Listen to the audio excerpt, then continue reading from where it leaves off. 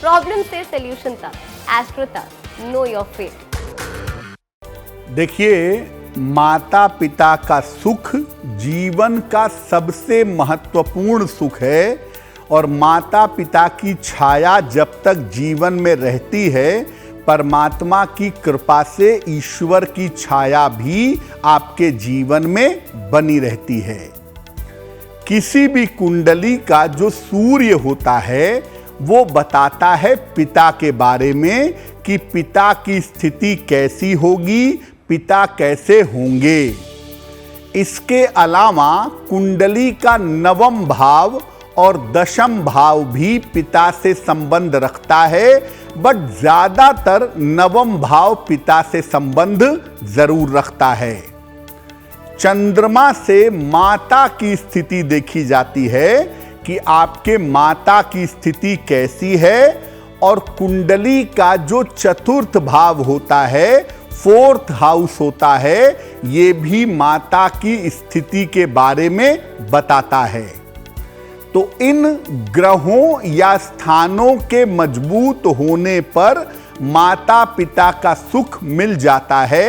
यानी सूर्य और नवम भाव, चंद्रमा और चतुर्थ भाव और इन भावों के स्वामी, इनको अगर आप ठीक से समझें तो किसी व्यक्ति के माता पिता को समझ सकते हैं और उस व्यक्ति के जीवन में माता पिता का सुख कितना है, इस बात को भी अच्छी तरह जान सकते हैं। इस एड को स्किप करना तो बहुत मुश्किल है, पर लाइफ की प्रॉब्लम्स का सॉल्यूशन ढूंढना आसान। प्रॉब्लम से सॉल्यूशन तक, एस्ट्रो तक, नो योर फेट।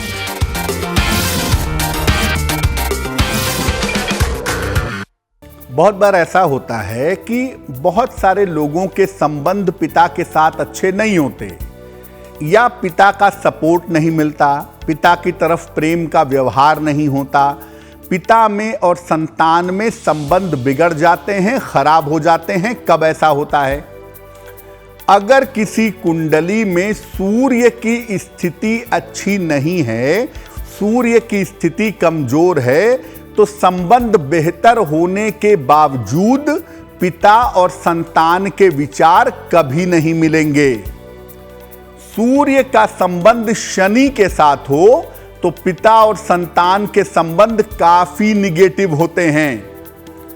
कुंडली का नवम भाव का स्वामी अगर खराब हो, गड़बड़ हो, तो पिता और संतान के संबंध अच्छे नहीं होते।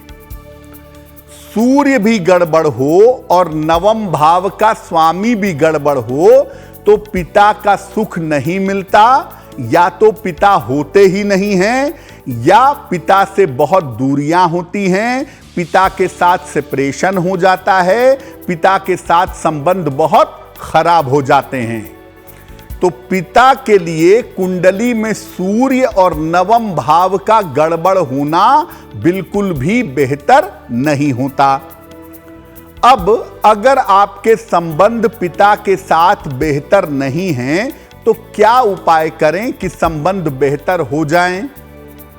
रोज सवेरे सूर्य भगवान को जल अर्पित करिए और इसके बाद सूर्य मंत्र का जप करिए। ओम आदित्याय नमः, ओम आदित्याय नमः, इस मंत्र का जप करिए और ये प्रार्थना करिए कि आपका संबंध पिता के साथ बेहतर हो जाए। कुंडली के नवम भाव को मजबूत करिए। कुंडली का जो 9th हाउस है वो आपका धर्म भी है, वो आपका भाग्य भी है और वो आपके पिता भी हैं।